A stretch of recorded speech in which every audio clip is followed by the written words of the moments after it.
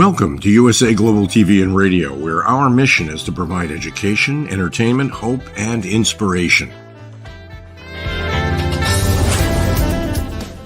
USA Global TV and Radio connects you with experts and audiences all around the world every single day to help you succeed in business and to live a richer life.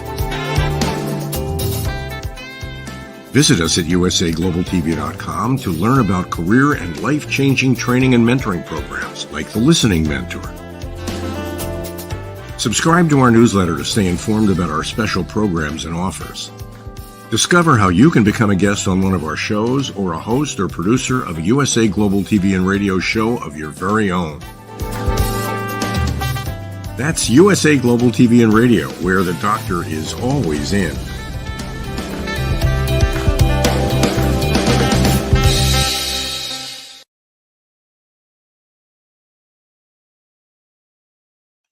Hi, red.olaughlin here. Last week I was excited because that was my 100th hosting performance on this particular show on the USA Global TV and Radio Network, Talking Heads. And never even thought about how many there was going to be. It just sort of happened. And so today we're on number 101. And today we're going to finish up our discussion on toxins. And then next week we're going to move into emotion. So it turned out that a couple of months ago I was thinking about what do I want to talk about on the show? And I have no idea how STEM entered my brain, but S.T.E.M, the science, the technology, the engineering, manufacturing, all kind of came together. I think, can I take that same approach, S.T.E.M, and apply it to the health world? My end result is I want us to live a healthier, longer life. Maybe there's some aspects that I can use the acronyms S.T.E.M for, the abbreviation. So I came up with stress. That makes sense. Toxins. That's what we're talking about today. That definitely makes sense. Next week or next couple topics are going to be on the emotional health and mental health. And they are really and truly different aspects of health. So let me get my slides loaded up here and we will begin today. Okay, there we go. Okay.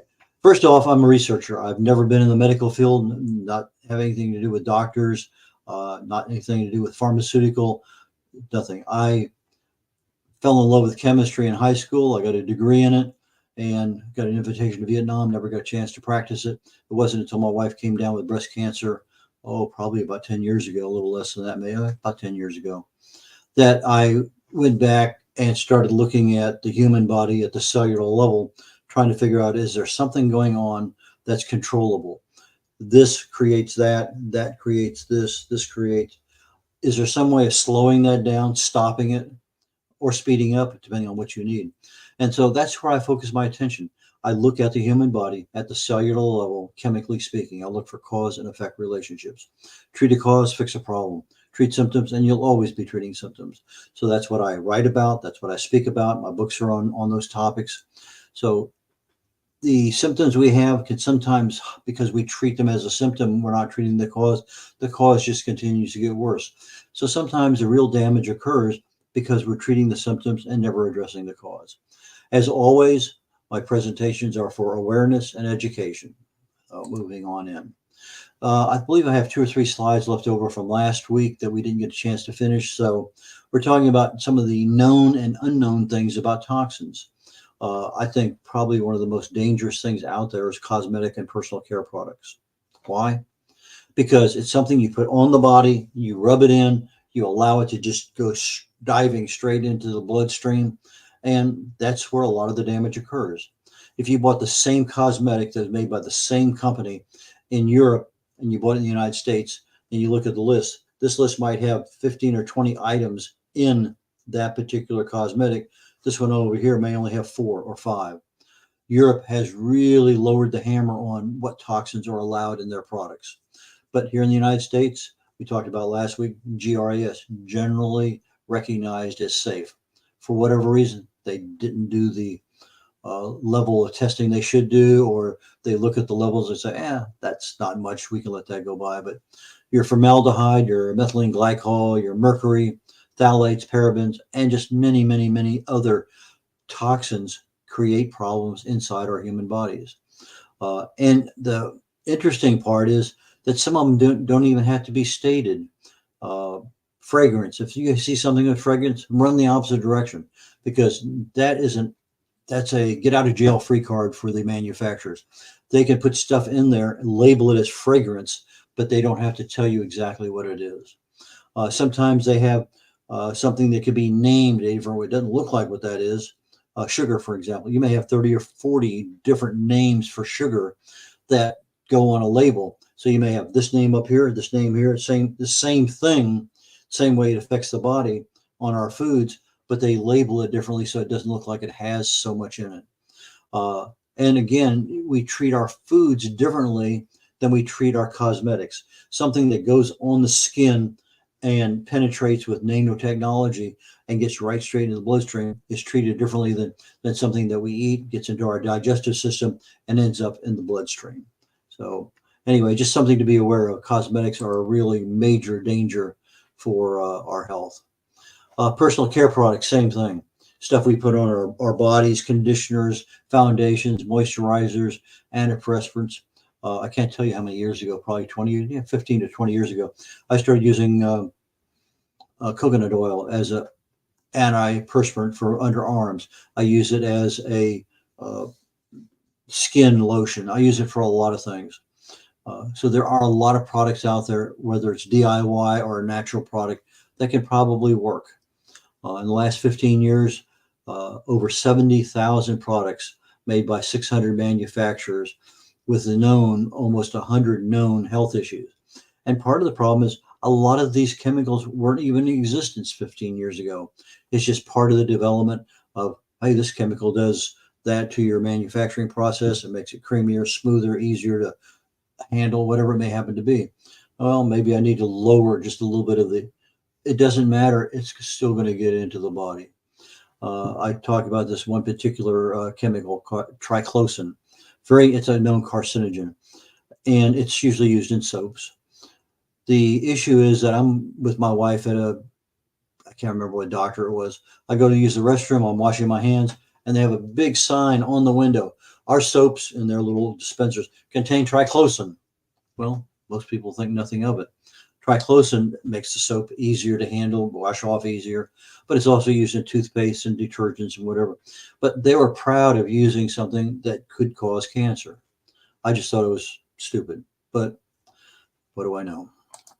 Anyway, if you're looking for products, look and see if you can get the same thing off of Amazon or whatever through the European Union.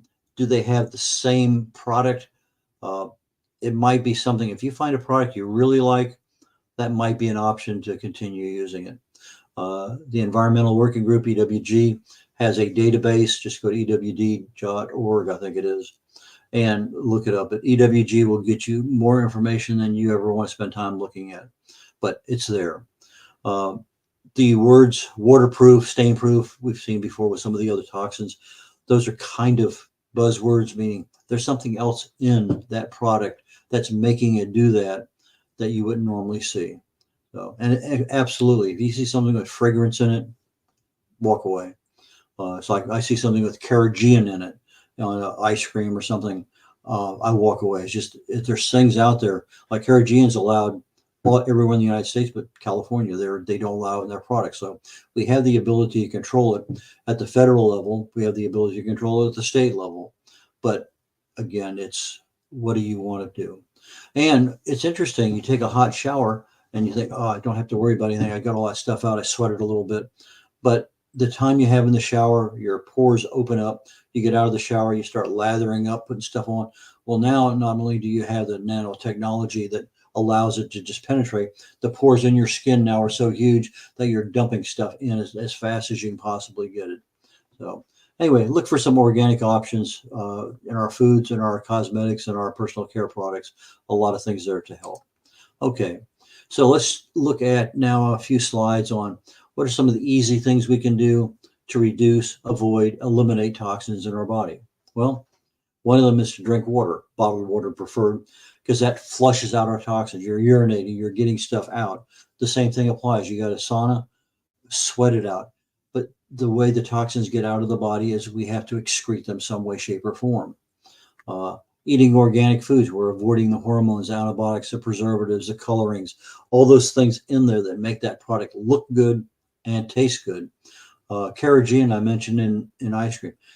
You put that in, and it tastes so velvety smooth on the tongue. It's so unctuous. It really makes that product taste super good, as opposed to making your own natural ice cream. My wife uses, I think, 4 items, and we make our own ice cream, and it tastes good. It really does. But every so often, you get to a place where let's have an ice cream, and they have that whatever it may happen to be, and it has the carrageenan in it. Okay, fine. It's 1 item. I'm just going to enjoy it right now. And it does taste so much better. A lot of things on YouTube, natural, DIY, cleaning products. Yeah, they don't work as well. You put extra elbow grease in, but sometimes they actually work better. Um, Sometimes periodically, when you can, open the windows and let the air in the house in and out ventilate. Another way of getting rid of some of the toxins that are there. I mentioned recently about getting some bowls of activated charcoal. That activated carbon will absorb odors in the air. You have a lot of stuff from cooking, you have stuff from bathrooms, whatever it may happen to be. You put in new carpeting, you put in something, you have an odor in the air, that aroma, that smell, that scent. Sometimes that activated charcoal will, in fact, absorb those odors a lot faster than just letting it go out. Stainless steel, glass instead of plastics. We've talked about that at length. In fact, I changed my modus operandi. I use literally 6 to 7 different kinds of tea every day. I have a big pot. I get a huge cup sitting right here that I use. And I didn't realize the microplastics in tea bags, probably some of the highest. We talk about hundreds here, maybe 1,000 over there. We're talking super huge amounts. And I'm using 6 tea bags, 7 tea bags a day. And I'm thinking to myself, I got to change. And so I did. I have one of those little holders for putting the tea leaves in. And that works well when you have the tea leaves. But some of the tea I have is fermented, and it's granular, almost the size of salt or pepper, and it kind of flows out through some of the holes. So I looked online. I find something that I'm going to go down and probably buy later today and try that. But anyway, there are things out there that you can use to minimize some of the toxins that we have going in our bodies. Avoiding processed foods. Well, that helps not only with toxins, but processed foods. They proved back in retrospect, back about 1976, that is really and truly the beginning of obesity in the United States. And a couple of years later, as other companies adopted our processing, obesity is really and truly the main cause is to switch to processed foods. Your canned and bottled stuff a long time ago was fine. Now you start buying it in boxes that have been treated with preservatives, the colors, whatever. A lot of problems there. Again, avoid anything with the word fragrance. Water filters, great thing to have. You may not get everything out, but you get a lot of stuff out. Like we talked about, sometimes the water filters will get the mercury and the copper and the cadmium and other things let out, but it doesn't necessarily get everything out. There are some filters that will. They cost more. So depending on what your health condition is, it might not warrant that right now, but it might be something to look at and to think about. If you have somebody with a serious health problem, that might be a major expense to get, but it might actually make their health better. Reduce our canned food consumption. I think back when we canned our own stuff, we knew what we were putting in. Salt, probably the biggest issue. But nowadays, we're trying to make things last forever.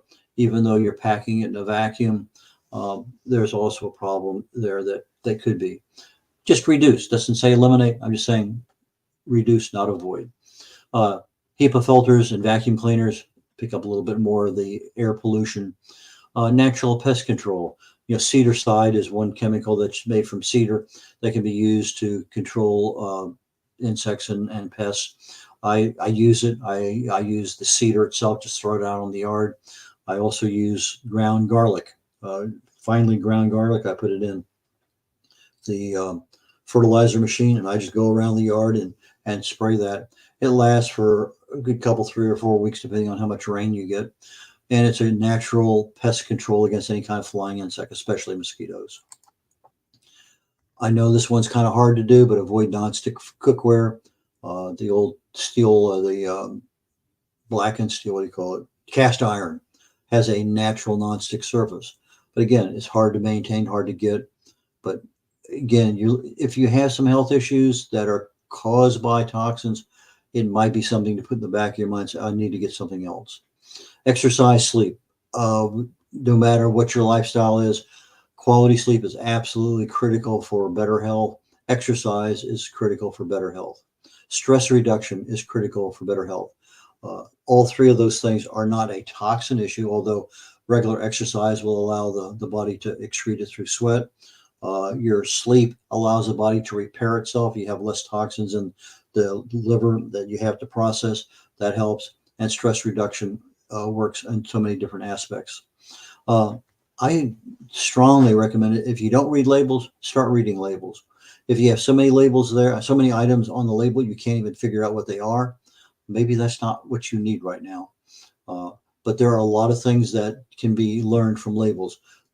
Look, to me, the biggest thing is how many portions are in that particular product.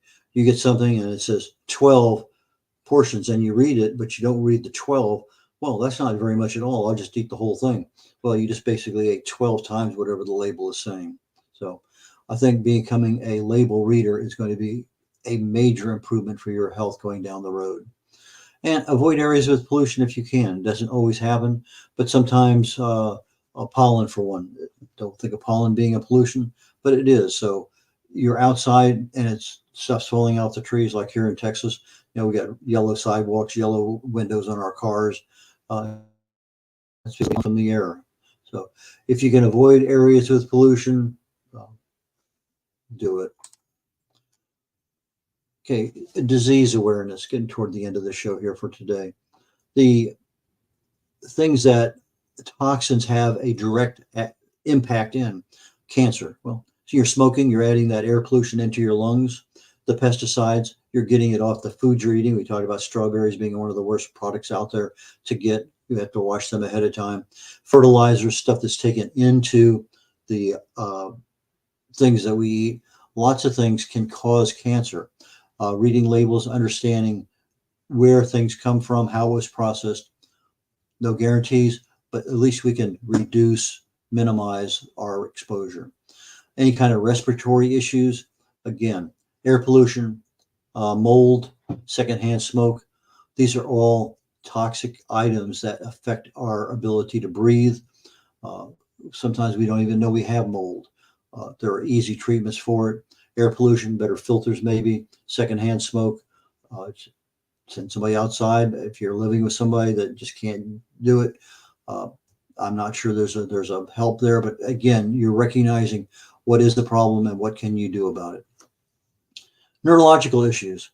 Anything with lead and mercury in it's going to get right straight in the brain and cause a problem. They're both also very difficult to get out of the body. Where do you get them from? A lot of times they're found in pesticides. And so you have something that you're eating, something you touch. In fact, that's another thing from last week. I said, well, I have to start washing my hands a lot more because I only wash my hands primarily when handling chicken. Now I'm washing my hands when I'm handling vegetables and anything else. So the one big takeaway there is instead of using one towel a day to keep my hands dry, I got to go to 2 or 3 because I'm washing my hands. I get the towel wet, and pretty soon the towel is wet. I got to get a new one. So I am learning from my own shows. Cardiovascular issues. Again, air pollution can contribute to it because that air gets right in there, circulated right straight in the bloodstream in your lungs. Heavy metals, we talked about mercury and lead. A lot of issues there can cause cardiovascular problems. Our liver. Our liver is what cleans all this stuff out. We get from cosmetics, from lotions, personal care products, toothpaste, shampoos, underarm deodorant, the foods we eat, everything that we have, our breathing all takes in the toxins. The liver has to get rid of them. So sometimes the liver will get rid of the toxin and actually store that toxin in some of your fat cells. And so you end up with extra fat in your body. Well, sometimes that extra fat has some toxins in it. We don't think about, we know alcohol can create a problem if it's excess. Fructose is also considered to be a poison in the liver. It's just like alcohol is considered to be a poison in the body. Fructose is considered to be a poison in the liver. Eating an apple, not a problem, not that much. but drinking a big Coke from whatever your favorite fast food place is has so much high fructose corn syrup in it, it creates a problem. Molds also create a problem in the liver. Kidneys. Kidneys, again, with the liver, you got to flush everything out. You got to go through the filtering system of the kidneys. Well, cadmium, primarily coming from smoking, major problem in kidneys. If you don't have smokers, feel fortunate. But there's sometimes certain meds that will actually create a problem with the kidneys. So read the contraindications on the labels of the meds that you take. That's one of the first things I do. If I get a new med, what are the side effects? What are the contraindications? What can I not take with it? If you're concerned, talk to your pharmacist. Show them exactly what you got and say, hey, is there a problem here? He or she is generally going to know that there is an issue there that you need to worry about with regard to certain meds. Reproductive issues. Ethylene dichloride. No, it's not ethylene dichloride. It's forgot already. Not worry about it. But your bisphenols, your phthalates, these are your compounds that are added to our cleansers, our different chemicals that we use for things. Sometimes it's actually the container that's holding our foods.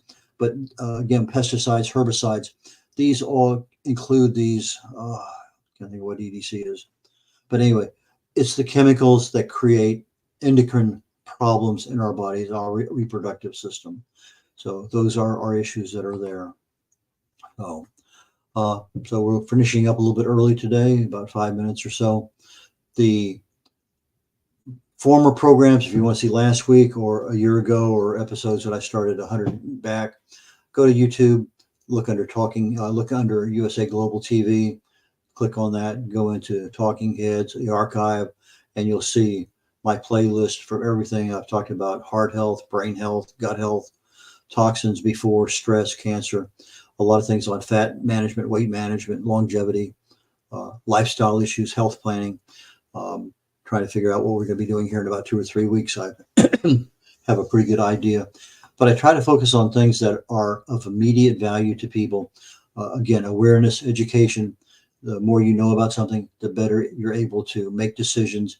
Take something to your doctor and say, hey, doc, what about this? That's what I try to help people do. Understand what options they have and try to improve their overall health, but especially their health in their retirement years. And getting to my last one here, again, my website, red.olaughlin.com, a lot of information there. My LinkedIn account has over 1,000 original content articles on LinkedIn, mostly on health and wellness. The one that I would recommend right now for most people would be, if you're interested in longevity secrets for healthy aging. If you're just every day improving your health, the joy of ageless health. If you have somebody with Alzheimer's or dementia, my understanding the causes of Alzheimer's might be a good one. Go to my website, go to Amazon, lots of places there. And with that, I'm going to conclude just a little bit early this week. And next week, we'll be talking again on S.T.E.M, but we're going to focus on the E part, the emotional health. What things can you do to improve your emotional health? And that's different than mental health. We'll talk about that later on. So with that, I'm going to conclude today and say, have a wonderful week. Look forward to seeing you all next week. Take care. Bye, y'all.